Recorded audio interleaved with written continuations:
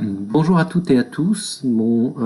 Désolé d'être obligé de passer par la distance pour arriver à finir ce cours, mais dans les situations actuelles, c'est la seule façon que j'ai trouvée pour réussir à vous transmettre ce contenu qui est quand même difficile à transmettre simplement par écrit, et je pense que à la fois la vidéo sera un petit peu plus dynamique et vivante que si je vous envoyais seulement un cours, et surtout ça me permettra d'insérer, de rajouter des contenus multimédia qui vous permettront d'avoir accès de façon efficace à ce que je voulais vous raconter. Donc, voilà où nous en sommes de notre travail sur le corpus des différentes versions de Roméo et Juliette. Nous avons travaillé sur des extraits de corpus, en l'occurrence la rencontre et la mort des amants. On aurait pu sans doute approfondir de façon plus importante sur le deuxième extrait, mais là encore, je préfère aller à l'essentiel. Et donc après avoir travaillé sur les extraits du corpus et donc avoir vu le jeu des variations narratives et des différences d'expression selon les médias sur un épisode donné, nous allons travailler sur le déroulement global. Or, le problème qui se pose immédiatement quand on change d'échelle, c'est-à-dire quand on réfléchit au niveau de l'histoire dans son ensemble et non plus maintenant au niveau d'épisodes, c'est qu'il va falloir qu'on élabore de façon un petit peu plus importante le modèle, et le modèle surtout de ce que c'est qu'une histoire complète. Alors pour ce faire, on va passer par un ouvrage que vous connaissez certainement, qui est Temps et récit de Paul Ricoeur, non pas parce que c'est forcément ce qu'il y a de plus idéal, ni d'ailleurs parce que je serais d'accord ou j'adhérerais complètement à ce qui est proposé dans cet ouvrage, mais parce que c'est un livre qui, à un moment donné, au début des années 80, a fait une très grosse synthèse de tout le travail narratologique qui avait été fait pendant les années 60-70, et donc qui présente quelque chose qui est assez complet en termes de réflexion. Et par ailleurs, il s'agit aussi d'un ouvrage qui correspond à une sorte de vulgate sur le récit aujourd'hui, et donc l'utiliser va nous permettre de rentrer dans notre réflexion, disons, d'une façon assez naturelle. Donc, le point de départ de la réflexion de Ricoeur sur le récit est une réflexion sur l'expérience temporelle. Ricoeur considère, et il va le dire de façon récurrente dans l'ensemble des 3 volumes qui constituent Temps et récit, que l'expérience du temps est une expérience impossible. Et alors, il en donnera des descriptions qui sont de plus en plus élaborées, en passant par des philosophes de la phénoménologie du temps. Mais pour commencer, ce qui est peut-être plus simple pour avoir une première approche, il ouvre sur les confessions de saint Augustin, donc philosophe chrétien de la fin de l'Antiquité ou du début du Moyen-Âge. Et donc Augustin part de la question où est le temps ? Où est-ce qu'on peut trouver le temps ? Et notamment il s'oppose à la tradition de la philosophie grecque antique, dans laquelle le temps serait dans le cosmos, dans les étoiles, dans le déroulement du monde. Et il essaye de le trouver en nous-mêmes. Où est-ce qu'on peut trouver le temps en nous-mêmes ? Donc, où est-ce qu'on peut trouver le temps dans l'expérience que nous en faisons ? Et Augustin part de ce constat, qui peut paraître comme ça très banal, très simple, mais qui dit bien la difficulté à faire l'expérience du temps. Si je cherche le temps, là, maintenant, je me dis, le passé, le temps passé, il n'est plus là, puisqu'il est passé.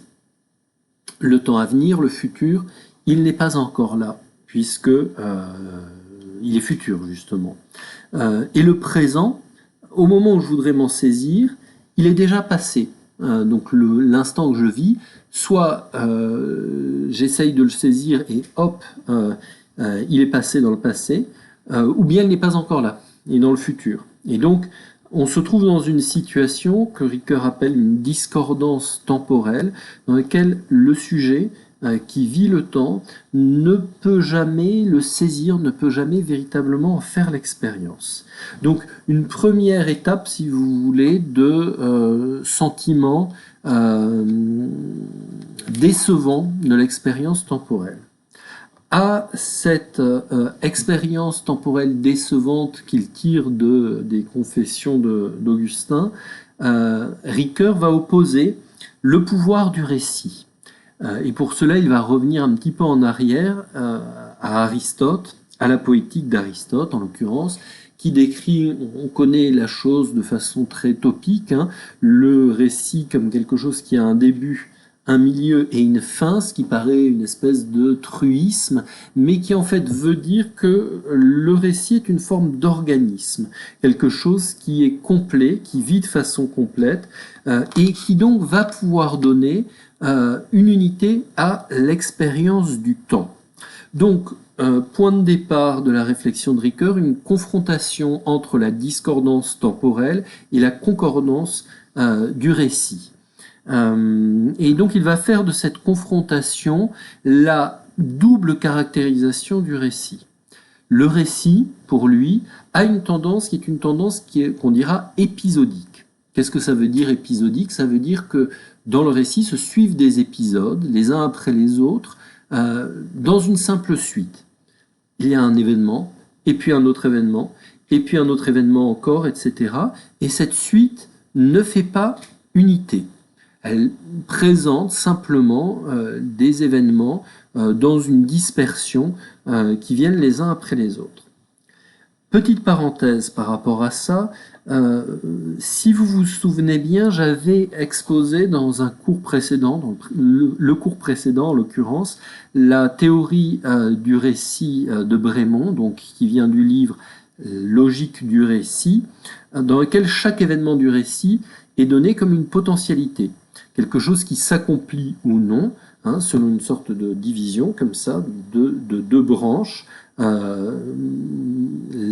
La potentialité peut s'accomplir ou elle peut ne pas s'accomplir. En fait, ça caractérise bien ce qu'est l'événement comme discordance, hein, qui peut partir d'un côté ou de l'autre, et au fond, un épisode, c'est ça. Quelque chose qui à chaque fois se donne comme une espèce de tension temporelle qui va se résoudre d'un côté ou de l'autre, qui va se résoudre ou ne pas se résoudre. D'accord?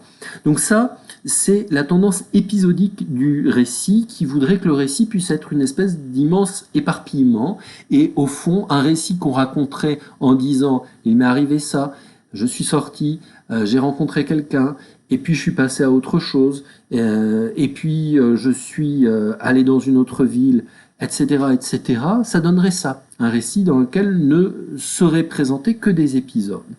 Face à cette tendance épisodique, Ricoeur pense la tendance configurante du récit. Le terme est important, configurante, qui va faire une figure en fait, et donc qui est une sorte de magie du récit, on pourrait presque le dire, qui fait que bien qu'il soit épisodique et bien qu'il soit composé d'épisodes, qui se donne comme une suite d'épisodes, il finit par faire unité. Alors, cette façon de faire unité, Ricoeur la travaille, y réfléchit de façon très prononcée. J'essaierai d'en donner des exemples ensuite à partir de notre propre corpus, mais disons que cette configuration, elle vient d'une part, premièrement, du fait que le lecteur suit ces épisodes. Et en les suivant, il va finir par voir dans la diversité quelque chose qui est une unité. Et deuxièmement, ces épisodes finissent par conduire à une unité. Ils font figure. C'est ce que Ricoeur appelle une configuration. hein, la force configurante du récit, dont on pourrait donner plein d'exemples. Un récit qui raconte l'histoire d'un personnage qui s'accomplit, qui acquiert une expérience de façon évidente, sort de l'idée de l'épisode, c'est-à-dire des épisodes qui se suivent les uns après les autres, pour aller très clairement vers l'idée d'une construction qui serait une construction globale. Alors j'entrerai pas dans le détail de ce qui permet cette configuration, je signale simplement que Ricoeur l'a construit en 3 étapes, qu'il appelle mimesis 1, mimesis 2 et mimesis 3, qui sont les étapes progressives de conception du récit et de réception du récit. Première étape, la mimesis 1 correspond à l'avant du récit, à ce qui se passe avant que le récit soit en place, et Ricoeur essaye de penser de façon très intéressante qu'il y a toujours une pré-expérience du temps, notamment notre rapport à l'action, mais aussi notre connaissance d'une tradition narrative qui fait une préfiguration du récit. Donc ça, c'est la mimesis 1 qui permet, dans un premier temps, de nous donner une pré-expérience qui va aider à l'élaboration du récit. Deuxième temps, mimesis 2, c'est, on va le dire rapidement, l'unité poétique, ce qui fait que le récit se donne comme une unité, donc comme une unité configurante qui rassemble divers des épisodes pour leur donner sens et unité. J'y insiste, c'est très important. Le récit, ce n'est pas seulement une unité, c'est l'association dialectique des épisodes, de la diversité dispersée et de la configuration. Et c'est dans ce travail qui fait qu'on passe de l'expérience, qui est notre expérience du temps, de la dispersion, à un effet de configuration, qui fait que le récit permet de structurer notre expérience au temps. Et enfin, troisièmement, mimesis 3, ce que Ricoeur appelle la refiguration, qui en passant par la lecture permet de reverser à l'intérieur du monde notre expérience, l'expérience que nous avons vécue dans la lecture du récit, donc qui fait unité. Ce qui m'intéresse, plutôt que cette approche théorique sur laquelle il y aurait beaucoup de choses à dire, on peut réfléchir de façon longue et approfondie, ce qui m'intéresse ici surtout, c'est de réfléchir à ce qu'on peut faire de ce modèle. À l'évidence, notre modèle de travail favorise l'épisodique. C'est là qu'il est le plus simple à appliquer, et c'est là qu'il fonctionne le mieux. C'est autour de l'ouverture de l'épisode que nous avons jusqu'à présent travaillé, et sur la façon dont les potentialités des épisodes sont déclinées selon les versions. Et effectivement, autour d'un épisode, on voit très bien dans un corpus comme ça comment est-ce que les différentes versions vont apporter des variations, donc variations narratives, sur accomplissement différent des potentialités. L'exemple par excellence étant est-ce que Juliette se réveille avant la mort de Roméo ou pas. Donc on a vraiment une variation très forte qui se fait entre la version Shakespeare entre guillemets et la version Garrick, vous vous souvenez. Donc variation narrative, variation esthétique, selon que cet épisode est traduit par les moyens de la littérature, de la musique, du théâtre, de la bande dessinée, du ballet. Mais cela ne veut pas dire qu'il n'y a pas de configuration. Alors, c'est à l'oral, il faudrait faire une vraie distinction entre configuration au singulier et configuration au pluriel. Il n'y a pas de configuration. Je ne sais pas s'il y a une configuration du corpus, on va y réfléchir. En tout cas, il y a certainement des configurations, et la confrontation de ces différentes configurations va nous occuper maintenant. Pour cela, on va travailler sur un exemple, notre corpus, et une fois n'est pas coutume, nous allons partir de Shakespeare.